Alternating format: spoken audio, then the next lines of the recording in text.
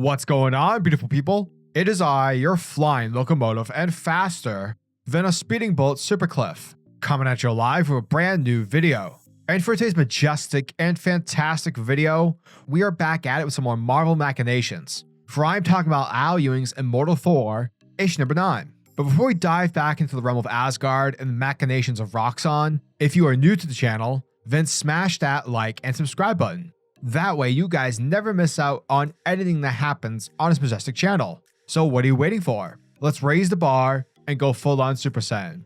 Hit that subscribe button. Thus, without further ado, let's get Shakespearean with the Immortal Thor, issue number 9.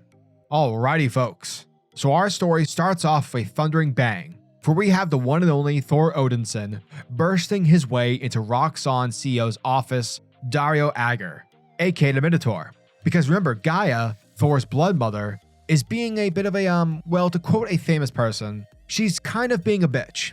Given the fact Gaia loves planet Earth, and humanity right now sucks, and are destroying the planet with pollution and things like TikTok, Gaia has activated a plan to destroy the Earth so that she can rebuild it. However, if Thor is able to get his act together and makes progress in bettering Earth, Gaia will cease her plan for destruction. And since Roxxon is the heart of pollution, and the definition of a company that doesn't give a shit about the environment, Thor is here to bash some sense into the company's CEO. But none of this seems to scare Minotaur, as he tells Thor, "Hey man, don't threaten me with a good time." And with that, the entire setting of an office building is instantly turned into the future, more so a concept via a hologram suite. For Minotaur is ready to provide our hero with a tour, showcasing the future of Roxxon.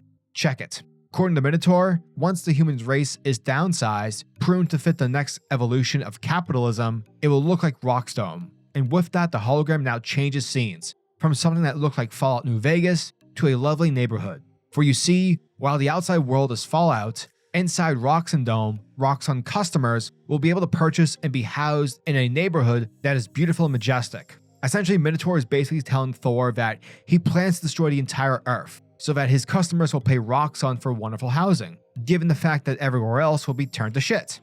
Essentially, this is a supervillain depiction of a capitalistic scheme. Now, when Thor asks Minotaur as to why he wants to do this, the villain provides an answer that is pretty cynical. Minotaur straight up says that he loves when his numbers go up. The more money he makes, the harder he gets. In other words, he's a heartless bastard. And with that, Scourge the Executioner shows up and slams his axe into Thor's back, and he starts beating the crap out of him. But the beatdown doesn't stop there, because after tossing Thor out of a Roxxon window, in turn disrupting the hologram setting, Enchantress shows up and she does her thing. She casts some magic against our hero. Eventually, while the fight escalates, Minotaur jumps and rams his horns against Thor. And when the Thunder God isn't looking, Scourge comes from behind and uses Thor's axe to counter Mjolnir.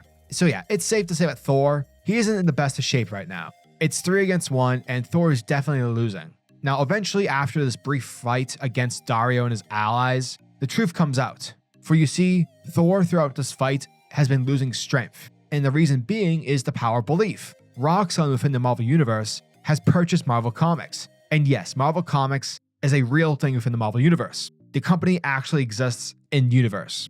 And ever since then, Roxxon's been pumping out a new series featuring a new Thor, a better Thor, a Thor that Roxxon's customers seem to have more faith in than the actual Thunder God himself. Thus, that's why Thor is losing. He's losing because the people no longer believe in his stories. They believe in new Thor. They believe in Roxxon's Thor.